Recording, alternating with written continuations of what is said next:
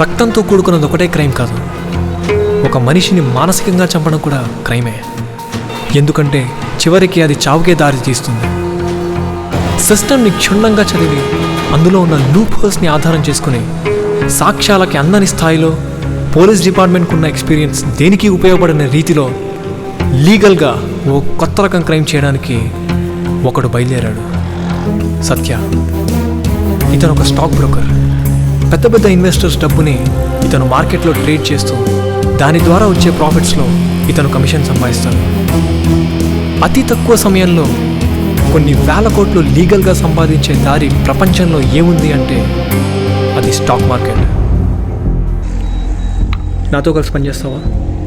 నీతోనా? ఏం పని? మన దేశంలో అందరికన్నా ఎక్కువ డబ్బులు ఎవరి దగ్గర ఉన్నాయనుకుంటున్నావు? Politicians, business man. వాళ్ళకన్నా ఎక్కువ డబ్బు ఉన్న వాళ్ళు ఇంకోళ్ళు ఉన్నారు. ఎవరు? Common man. Politicians, business man దగ్గర ఎంత ఉండొచ్చు? మహా అయితే కొన్ని వేల కోట్లు. కానీ కామన్ మ్యాన్ దగ్గర కొన్ని లక్షల కోట్లు ఉన్నాయి. లక్షల కోట్లు ఉన్న కామన్ మ్యాన్ వదిలేసి ఆఫ్టర్ ఆల్ కొన్ని వేల కోట్లు ఉన్న పొలిటీషియన్స్, బిజినెస్ మ్యాన్ని టార్గెట్ చేయడం వల్ల యూజ్ ఏంటి? అయితే ఏం చేయబోతున్నావు? ఒక గన్తోనే క్రైమ్ చేయాలి అని ఇదివరకు నా క్రిమినల్స్ అనుకున్నాను. కానీ క్రైమ్ చేయడానికి ఒక గన్ అవసరం లేదు.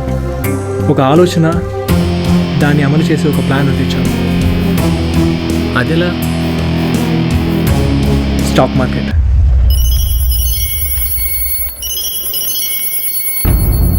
స్టాక్ మార్కెట్ అనేది ఒక మాయ ప్రపంచం.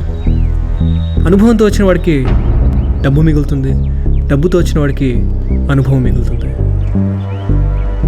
వినడానికైతే చాలా థ్రిల్లింగ్గా ఉంది బాస్.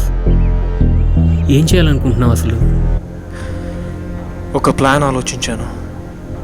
నేను చేయబోయే ఈ పనితో కొన్ని వేల కోట్లు సంపాదించబోతున్నాను. పలుకు మాట ఇది, ఘోరం వెతుకు మాట ఇది, సాక్ష్యం లేని వేట